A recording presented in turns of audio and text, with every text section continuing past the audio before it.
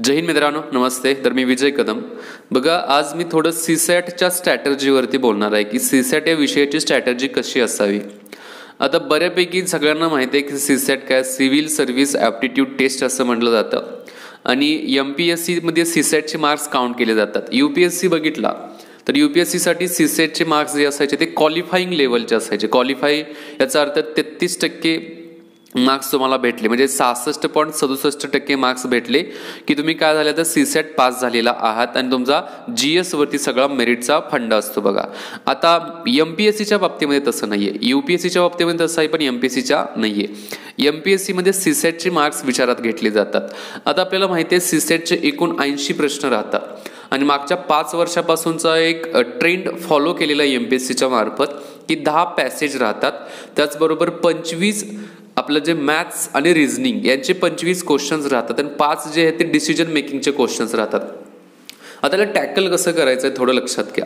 पेपरला बसल्यानंतरची पहिली स्ट्रॅटर्जी तुमची पाहिजे की जे 5 प्रश्न आहेत की ज्यांना निगेटिव्ह मार्क नाही आहेत, तर ते 5 प्रश्न जे आहेत डिसिजन मेकिंगचे ते फर्स्टली सॉल्व्ह करायचे. एक 10 मिनिटं त्याच्यासाठी गेले तरी काही प्रॉब्लेम नाही आहेत.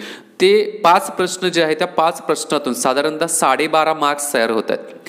तर या 12.5 मार्क्सपैकी मी म्हणेल की तुम्हाला कमीत कमी 10 मार्क्स पडले पाहिजेत त्याच्यासाठी 10 मिनिटं तुम्ही त्याला द्यायचे आहेत. नंतर 50 क्वेश्चन जे आहेत पॅसेजवरती राहतात आणि 25 क्वेश्चन जे आहेत ते मॅथ्स अँड रिझनिंगवरती.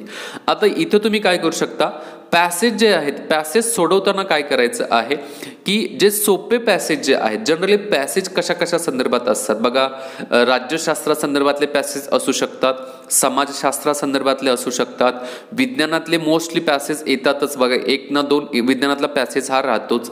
इतिहासासंदर्भातला पॅसेज असू शकतो, एखादा सोशल इश्यू असेल, सामाजिक मुद्दा असेल, शेतकरी आंदोलन चालू असेल तर त्याच्या विरोधात त्याच्या संदर्भातला असेल. त्याचबरोबर महिला रिझर्वेशन याच्यामध्ये संसदेमधलं त्याच्या संदर्भातला असेल. म्हणजे असे नंबर ऑफ पॅसेजचे काय राहतात तर प्रकार आहेत. मग आपल्याला कुठल्या प्रकारामधला पॅसेज जो आहे तो पटकन सोडवता येऊ शकतो. उदाहरणार्थ समजा तुम्हाला जर वाटलं तुम्ही सायन्स बॅकग्राऊंडचे असाल तर तुम्हाला काय केलं जाऊ शकतं, तुमच्या मार्फत विज्ञान संदर्भातला पॅसेज पटकन सोडवला जाऊ शकतो. सो पहिल्यांदा काय करायचे की जे 10 पॅसेज आहेत, आता 10 पॅसेजमध्ये 2 कंपल्सरी, एक लँग्वेजचा पॅसेज असतो, एक इंग्लिशचा एक राहतो आणि एक मराठीचा राहतो. आता जे 8 पॅसेज जे आहेत ते मराठी आणि इंग्लिश दोन्हीमध्ये पण राहतात.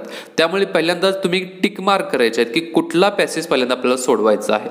म्हणजे 10 पैकी जे 8 पॅसेज जे आहेत त्याच्यामधले तुम्हाला चूज करायचे कुठले सोडवायचे आहेत. नाही तुम्हाला जरी वाटलं ते लँग्वेजचे पॅसेज आहेत, म्हणजे मराठीचा एक आहे इंग्लिशचा जरी असला तरी त्याच्यापैकी पण तुम्ही एक सोडवू शकता. फक्त तुम्हाला काय पाहिजे तर परफेक्टली माहिती पाहिजे की कोणता पॅसेज प्रथम सोडवायचा आहे आणि कोणता पॅसेज सोडवत असताना मला पटकन सुटू शकतो. ठीक आहे, मग अशा प्रकारे टिक मार्क, हा फर्स्ट नंबरला सोडवायचा, हा सेकंड नंबरला, हा थर्ड नंबरला, हा फोर्थ नंबरला, अशा प्रकारे आपल्याला पॅसेजची काय करायचं, सोडवण्याची स्ट्रॅटर्जी तयार करायची आहे. आता पॅसेज सोडवण्यासाठी मी म्हणेन साधारणतः 70 ते 75 मिनिटं द्या. पॅसेज सोडवण्यासाठी 70 ते 75 मिनिटं देऊ शकता तुम्ही आणि ते पहिल्या डिसिजन मेकिंगसाठी 10 मिनिटं, अशी तुमची 80 ते 85 मिनिटं मी म्हणेल तुमचे कशामध्ये जाणार आहेत तर पॅसेज प्लस डिसिजन मेकिंग, म्हणजे 55 प्रश्नासंदर्भात एवढा वेळ जाणार आहे. आता प्रश्न असा आला की पॅसेज सगळेच सुटतील असं नाहीये, पॅसेज सगळे सुटतील असं काही नाहीये. मग काही पॅसेज असे असू शकतात किंवा त्या पॅसेजमधले काही क्वेश्चन्स असे असू शकतात की तुम्हाला सुटणार नाहीयेत. एक लक्षात ठेवायचं आहे की 50 पॅसेजपैकी साधारणतः 8, कमीत कमी 8, जास्तीत जास्त 9 पॅसेज सुटले पाहिजेत.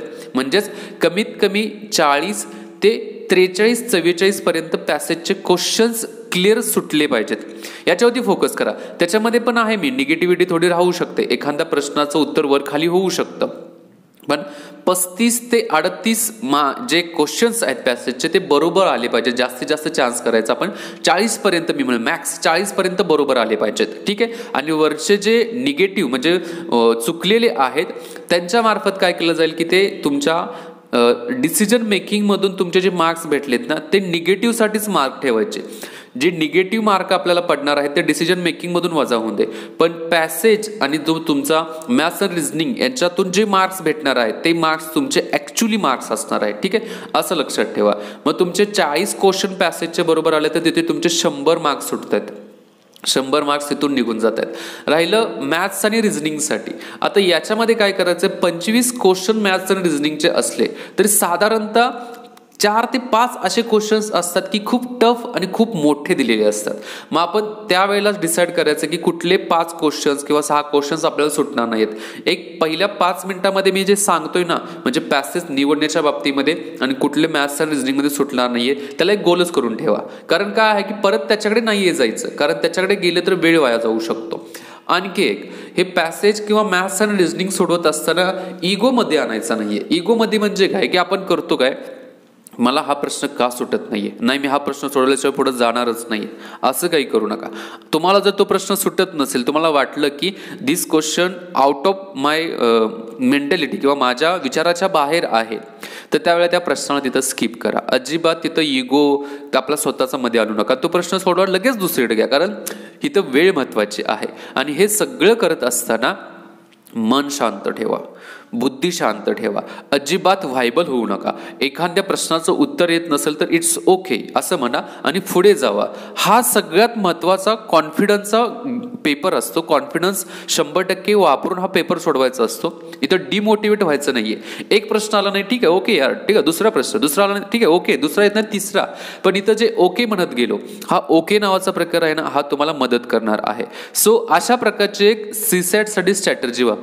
आता पॅसेज सोडवत असताना म्हणजे माझा पर्सनली सल्ला असा आहे की पहिल्यांदा क्वेश्चन्स जे असतात, 5 प्रश्न राहतात प्रत्येक पॅसेजवरचे, जस्ट ओव्हरलुक करा. बघा की हा प्रश्नाची, हा प्रश्न दिलेला आहे, 4 ऑप्शन असायचे दिले, पटकन वाचून काढा. ते पटकन वाचायचे, साधारणतः 1-1.5 मिनिटामध्ये वाचून काढायचे. फक्त त्याच्यामध्ये इम्पॉर्टंट वर्ड्स आहेत ना, पेनने लगेच त्याला गोल करा. हा एक शब्द महत्वाचा आहे, हा एक शब्द महत्वाचा आहे, हा शब्द महत्वाचा आहे, असे इम्पॉर्टंट गोल्स करून ठेवा. नंतर काय करा, जेव्हा तुम्ही पॅसेज वाचायला जाल, साधारणतः 4 मिनिटं पॅसेज वाचायला द्या.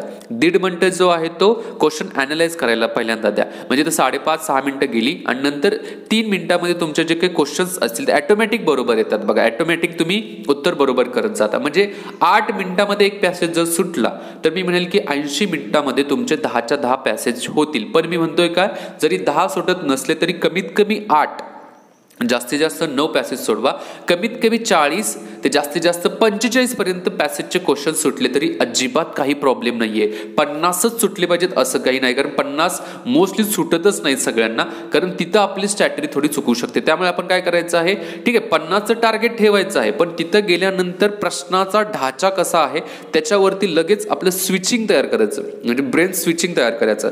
इथून ठरवून घरातून जाताना 50च सोडवणार अशा पद्धतीनं गेलो, तिथं जर अवघड पेपर असेल तर त्यावेळेला लगेच नाही 50च सोडवणार असं म्हणायचं नाहीये. त्यामुळे थोडं सूझबूझ वृत्तीचा वापर करून स्विचिंग माइंडसेट वापरणं, स्विचिंग ब्रेन स्ट्रॅटेजी वापरणं पण काय गरजेचं आहे. ठीक आहे, प्रश्न थोडक्यात पहिल्यांदा वाचा, नंतर पॅसेज वाचा, पटकन काय करायचं आहे, लगेच त्याचं उत्तर काढायचं आहे. आणि पूर्ण पॅसेज वाचल्यानंतर 5 क्वेश्चनचे उत्तर आल्यानंतर मग 5 क्वेश्चनचे लगेच काय करायचं, तुम्हाला आन्सर शीटमध्ये गोल करायचे आहेत. नंतर तसंच पुढे वाचत जायचं. अशा प्रकारची स्ट्रॅटेजी आपल्याला वापरायची आहे सीसॅटचा पेपर सोडवत असताना.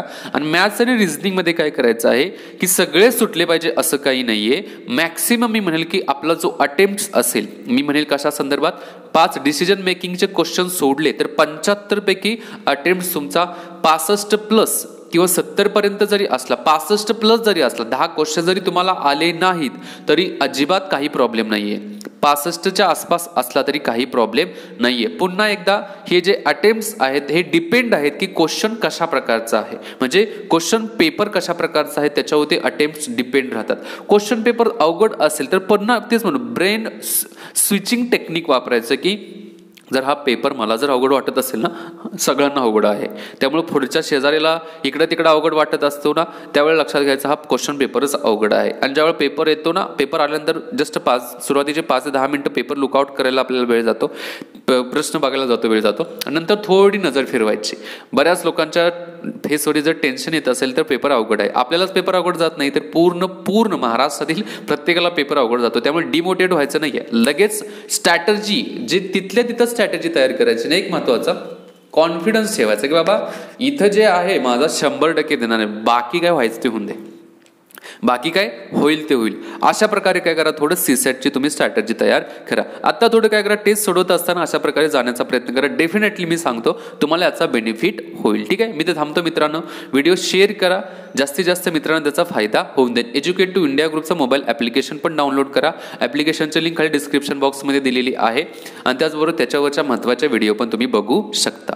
जय हिंद, जय महाराष्ट्र, जय भारत, वंदे मातरम.